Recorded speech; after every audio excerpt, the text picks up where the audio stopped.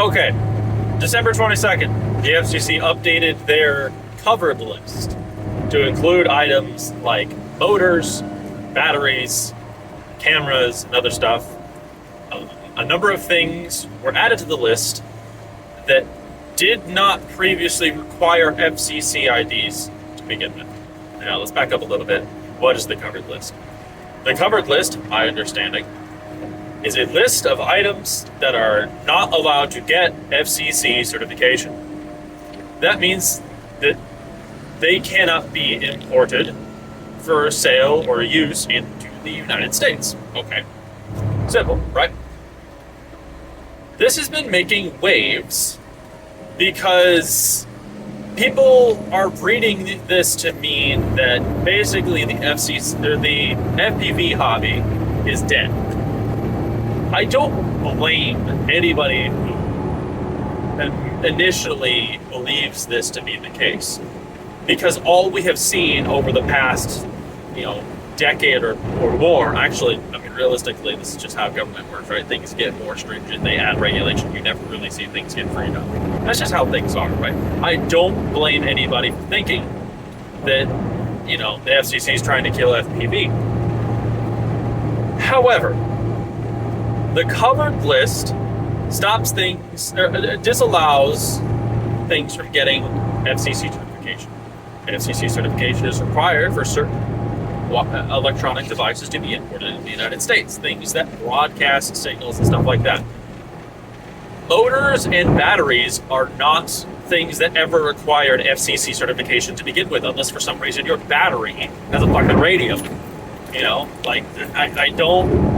I don't think that this is going to have any effect on those particular items. However, what I do think it will have an effect on is going to be things like flight controllers.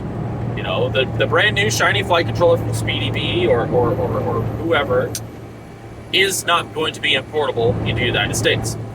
However, what people are not realizing is that things that already have FCC certification are going to be importable. That is not going to leave the market. These things are still going to exist.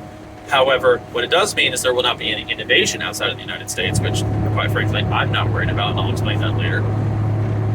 It means that the FCC hobby is basically going to freeze. We're going to be stuck in this particular point in time. Only things that have been made from December 22nd and back, or have had FCC certification from that point backward, are going to be importable. What this does not mean is that things can't be made in the United States.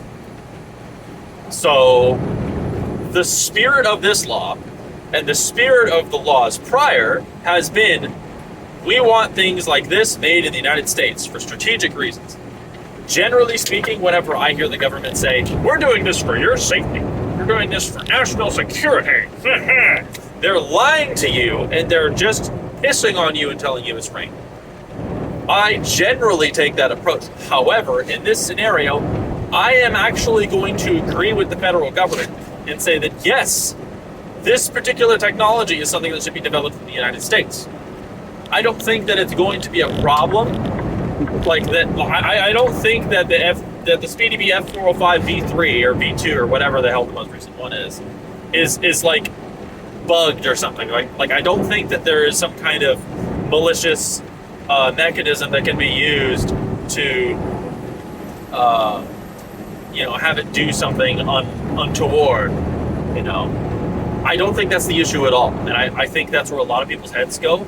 But the problem is the second and third order effects of all of these devices being manufactured in foreign nations, and in China no less, who is an indisputable economic and military ally.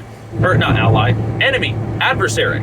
These people have, on numerous fronts, quite literally declared war, but we just don't seem to get it.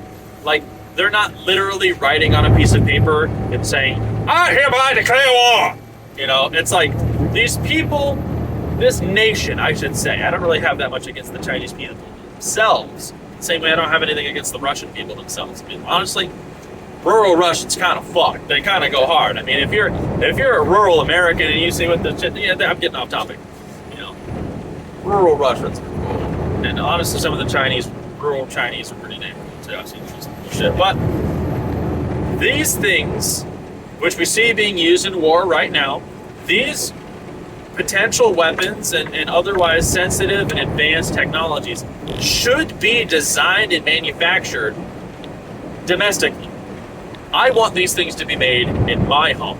Quite frankly, I would like to be a part of the industries that make these things, right? But I can't, because China subsidizes their labor and their manufacturing market to flood the entire planet with all their shit, which, again, I don't even blame them for that. I don't like that they do it, but I can see from their perspective, it makes a lot of sense.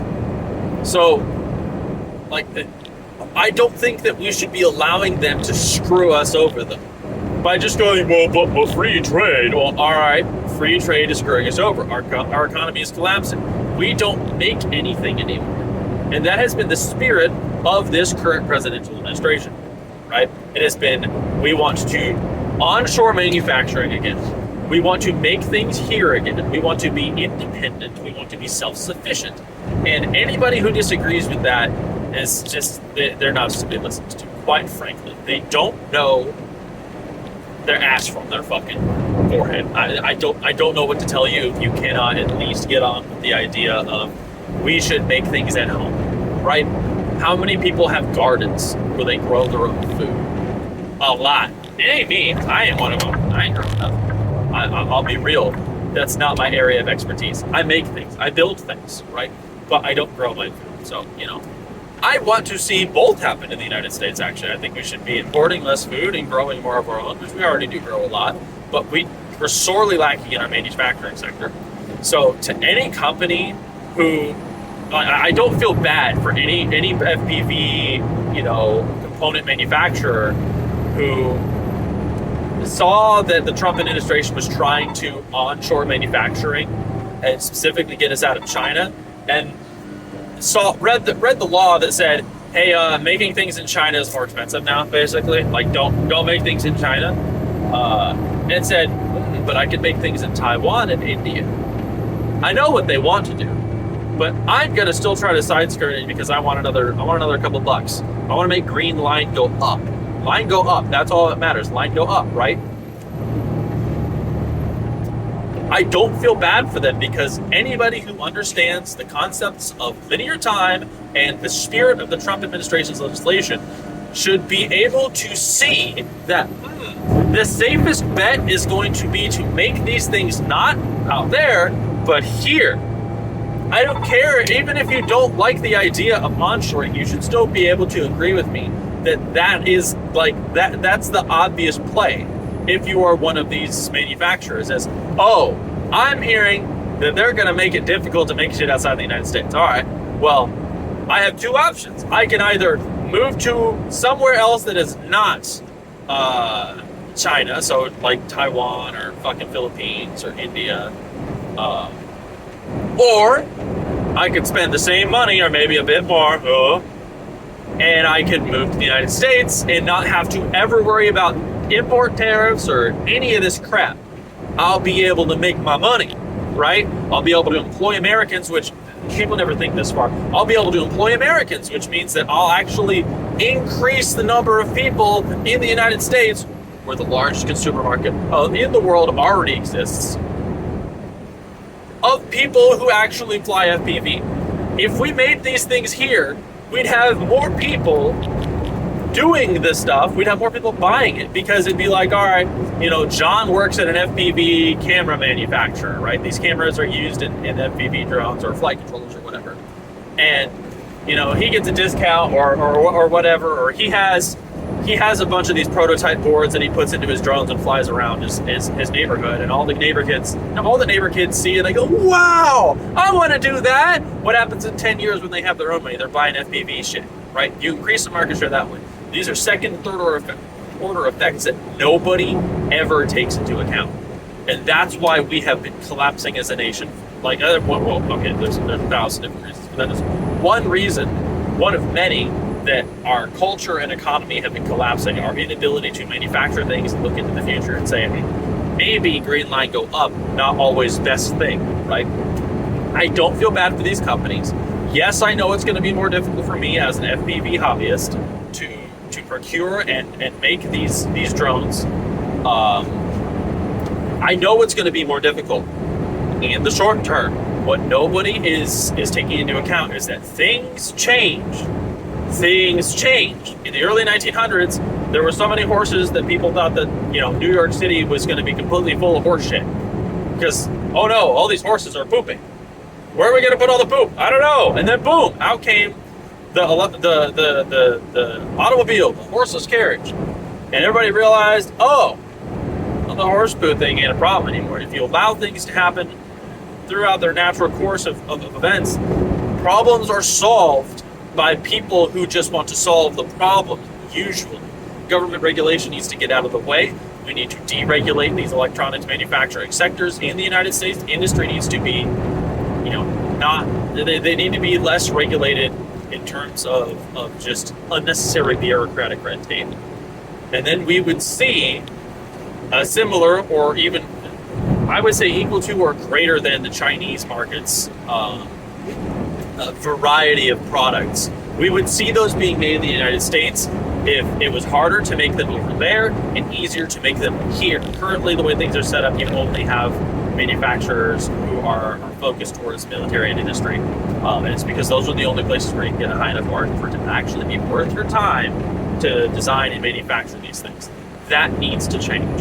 But is FCC, or is FPV dead? No. FPV is not dead.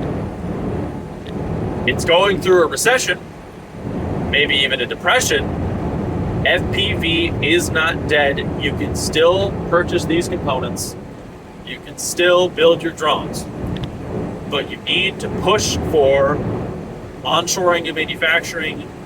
You need to push. Honestly, I have been doing my best to learn circuit board design, CAD modeling, all kinds of stuff, so I can try to design as many of these components as possible. If we had more people doing that and doing it successfully, we could see that industry exist here. You and I need to be the ones who do it. Somebody has to build the stuff that other people buy. Why not you and me? We could be doing this stuff, but we're not because it's too expensive. So if we push for the conditions that would actually allow us to do these things, we wouldn't really have to worry about China anymore. We wouldn't have to worry about, you know, tariffs and all that crap because we would be making it here. PCBs are cheap, but it's the knowledge that we don't have. We don't have enough motivated individuals with enough knowledge to do these things. We need individuals to self-motivate, self-educate, and figure it out. And like, you know, it's a war being fought on multiple fronts, but we need to be the center of change. No one's going to fight on your behalf except for you. I don't think FPV is dead. If you think otherwise, let me know.